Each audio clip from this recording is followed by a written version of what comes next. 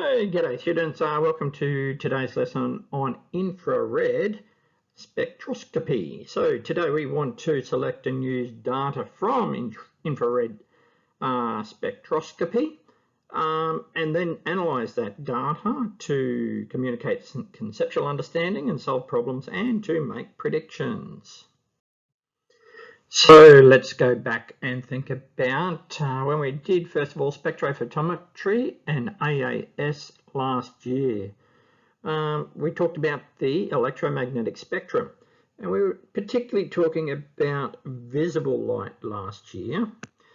This year we're looking at the infrared spectrum. So we're talking about wavelengths of particularly 2.5 to 15 micrometers. Or we can say 10 to the negative 13 or 10 to the negative 14 meters. So it's still quite small wavelengths of light.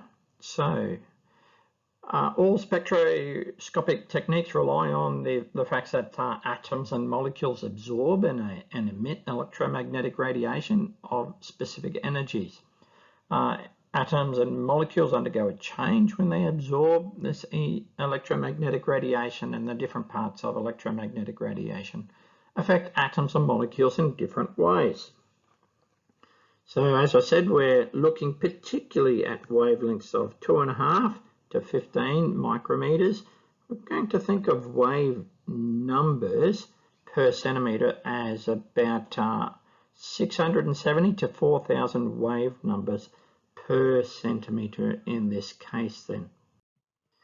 If we look at the instrument of an infrared spectrophotometer, we have a source up here. So we've got a source of radiation. So that could be, if you think about a toaster, that's just an that's a filament that's been heated electrically. Same sort of thing here. What else do we need? We need a sample cell for a reference. So here's our sample cell. Let's go highlighter instead, sample cell, and a reference cell. And you're going to heat up and compare the difference. And then we'll need a wavelength selector. So that's a monochromator. And then we're going to need an infrared detector. And then we'll shoot out the information on a computer.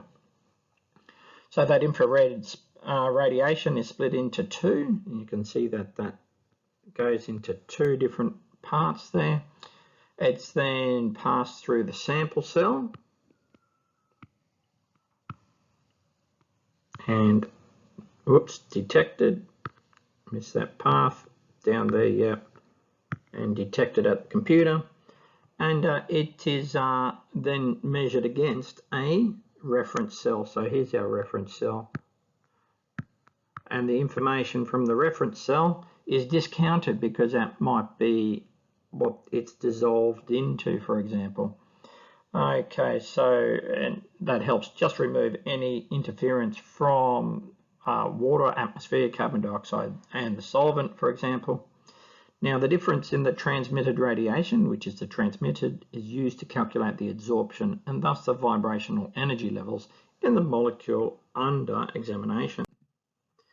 So if we have a look at this, you can see that when molecules absorb energy, they're going to have a variety of different responses. And you can see that they can translate. That just means they move, they can rotate, so spin on an axis, they can vibrate. So there are three main sorts of energy that we want to look at. So down here we can see, well, translation is so small, it's not even on there. And we've got rotational and vibrational levels of energy. I'm not going to be worried too much about electronic energy levels here. Okay, so infrared spectroscopy analyzes the way infrared light interacts with the molecule by measuring absorption, emission, and reflection. So you're going to choose one of them in particular to look at. Now, it's used by chemists to determine the functional groups in molecules. It measures the vibrations in atoms based on it, and based on this, it's possible to determine those functional groups. So generally, the stronger the bonds, so remember we said carbon to carbon triple bonds are very strong, and the lighter the atoms, so if we've got a hydrogen in the bond, you're going to have these high stretching frequencies. So that's going to be a higher wave number. Yeah, I'll do for that one. So there are some advantages for infrared spectroscopy that you can do it quickly. You're going to get high resolution and high detail. It's highly sensitive. You can do it for a wide range of application, from food to forensics, etc. There's heaps there you can use it with. You're going to get a large amount of information and it's not destructive.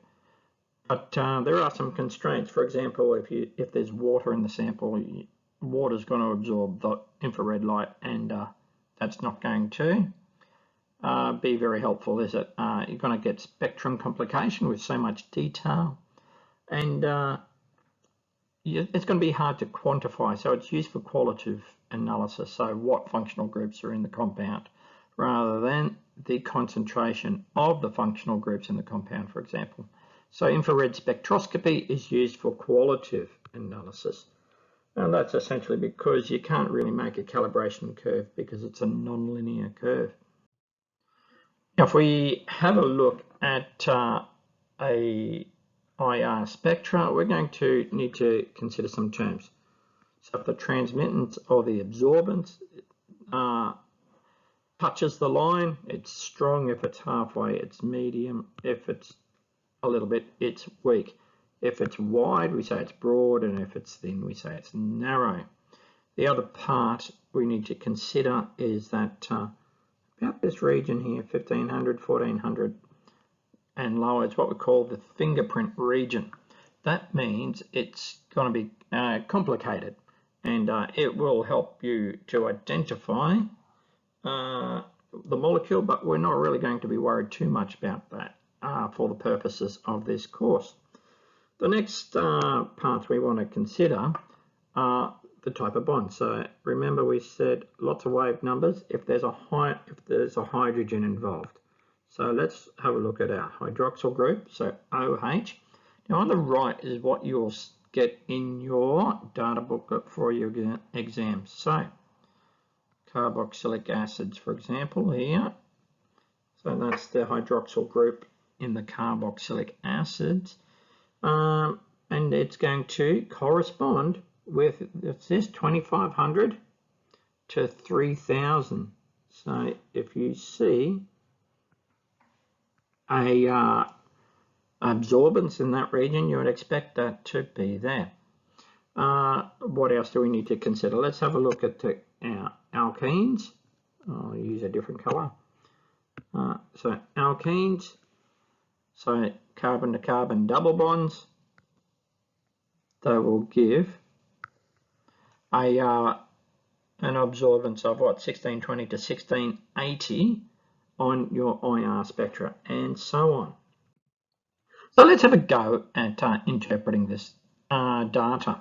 So we've got here, use the infrared spectrum of an unidentified compound to identify the functional groups present. You'll be given the formula of the compound, and this one's C2H4O4. So let's have a look at, should be O2, I think. Sorry about that. Let's have a look at the different spectra. So we've got, first of all, the green. So we've got the green here. You can see that I've highlighted here.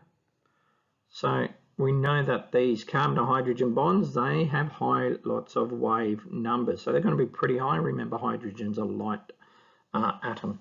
So that indicates that I've got some methyl groups. And is that going to tell there? Oh, well, alkane, yeah, CH3s. Okay, so that's that broadband around 3000 wave numbers per centimetre. Now let's have a look at the next one. We've got a blue one, so that's our hydroxyl group. So that's at around 2600. That corresponds with a hydroxyl group. So that's indicating to me that that's a, what do we call it? A carboxylic acid. And the next one is the peak at around 1700, and that's going to correspond to the carbonyl group. So indicating again that there's a carboxylic acid there. So the presence of the carbonyl and the hydroxyl, or the C double bonded to the O and the oxygen single bonded to the hydrogen, is indicative of a carboxylic acid. Now I can see that there's two carbons, so instead of meth, it's an eth group, so it's going to be ethanoic acid. Let's have a look at differentiating between two very similar compounds. So propanoic acid and methyl ethanoate. So they both have 3 carbons, don't they? So you might be given the 2 spectra there in the examination situation and asked to tell them apart using the infrared data that you'll find in your formula book. So differentiating between propanoic acid and methyl ethanoate, well, we can see what I've highlighted in yellow there. Both spectra have an absorption band around 1700, and that's due to the stretching of the carbonyl bond. Now in the ester, the narrow absorption band, so the ester, here's this one here, that's our ester methyl ethanoate, around 3000 wave numbers per centimetre is due to those carbon to hydrogen bonds in the methyl group. Now in propanoic acid, the presence of that hydroxyl group, or the OH, the hydrogen bonded to the oxygen, results in the broad absorption band around 2700 wave numbers per centimetre, and it partly overlaps, and you can see that partly overlapping, can't you, in this area here, and therefore it's partly masking the carbon to hydrogen bonds also present, so that will be the methyl groups there. Are you able to use data from these analytical techniques of infrared spectroscopy to communicate, understanding, solve problems and make predictions? When you can, please work on the mastery questions.